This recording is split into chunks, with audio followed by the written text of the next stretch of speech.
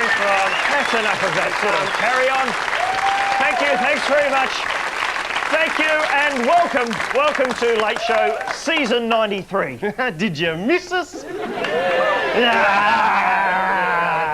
You don't mean that. Now look, this is a new look Late Show, as you can see, and we're going to make some pretty radical changes to the format this year. For example... Hey! We have thrown that rule book out the window. It's anarchy up here, but one thing hasn't changed. We're still coming to you live right around Australia. Nobody ever believes this, but this is happening at the same time as you see it at home. We're going to prove it tonight because Mick's got the cricket down here on the monitor. Yep. And he's going to just tell you what the score is, so you can flip over to Channel 9 and see that we are coming to you live. So, Mick, who's winning at the moment? Well, Australia are 1 for 39 in a commanding position. Slater's out for 10. Okay. Oh, no, he's not. No, Taylor's out. Right, we need some more figures so people can confirm these. There's David Boone. How many inches of bum crack showing over the top of his pants at the back there? It's a good 5 or 6. 5 inches. Confirm those figures at home. Is that the biggest arse you've ever seen on a cricket pitch, Mick? No, I'd say Phil Tufnell is the biggest arse I've ever seen on a cricket pitch. Oh, yes, we're back for 93. Now, what else? Have you got any announcements here? Oh, yes. Sorry, just before I did come on, the producers asked me to tell you if the owner of the car with the licence plate IXN 929 is in the studio audience, could you please come and move this shitbox? This is our set.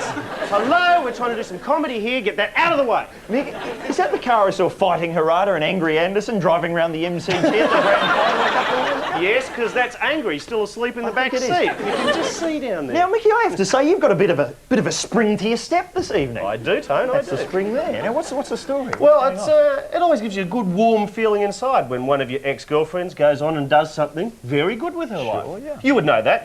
When Joe Bailey got on sale. Putting that. You don't want to talk about the Bailey years? No, all the Anki from Sweden years. I'm putting those behind me now, Mick. But what's going on here? Well, one of my ex-girlfriends has gone on and done something very good that everyone's recognised. Right, who's this? Mary McKillop.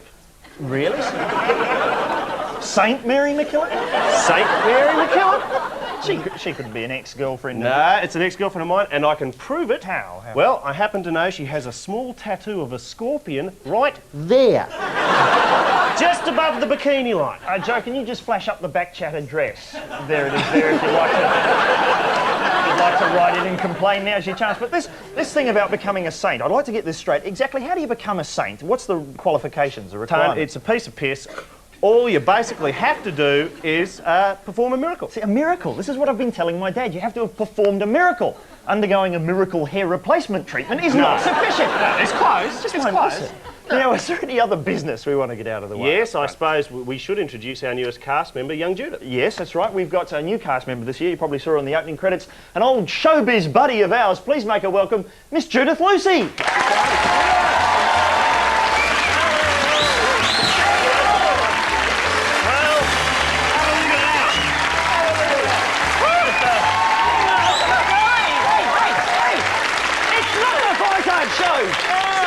Look at that. Cute as a button. I know. Now, Pretty as a picture. Ribbon on a stick. This must be a dream come true for you, I'm sure. Well, it's not Barrel Girl on Pluck a Duck, Tony, but heaven is not a place on earth, so what can I say? Okay, now we don't want you to think that Judith just walked onto the cast of this show, because that couldn't happen. There's a lot of rigorous testing that goes on at the Late Show Institute of Comedy Research, and we've got some footage here. Have a look at this. Here's Judith doing a bit of her stand-up act at the Institute in one of the laboratories, and Mick and myself are monitoring the results on the equipment there.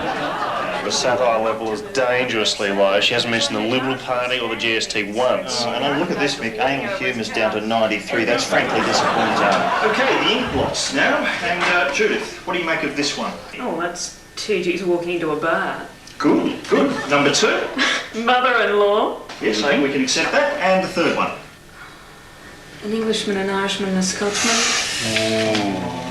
No, a little fat kid from Hey Dad. Good. Excellent. Now, after a few more routine tests, we had to find out whether Judith was capable of being funny in a situation of extreme pressure. So there's an Irishman driving down the road to speed. He's pulled over by this American cop. The American cop gets... So there she is. This is the comedy crash test.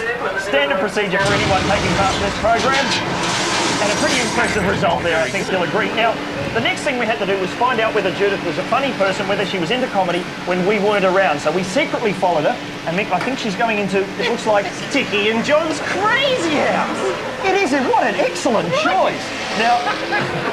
Now, the results of this test were analysed in detail by the Late Show trustees, and they deliberated for several days until, yes, the white smoke was released, signifying that Judith had been allowed to join the car. So there it is. Holy dooly, here I am. All that's left now really is, because you've made it through all that rigorous testing, we'd like to bestow a bit of an honour on you now. Yeah? How do you feel about throwing to the news desk? Oh, could I? Yeah, you can. I bet it's not as easy as it looks. It's not. That's the illusion. I'll give it a whirl, Mick. I'm feeling crazy. Okay, we'll leave you with it, Judith. Okay. Whew. And now it's over to the news desk with Tommy G.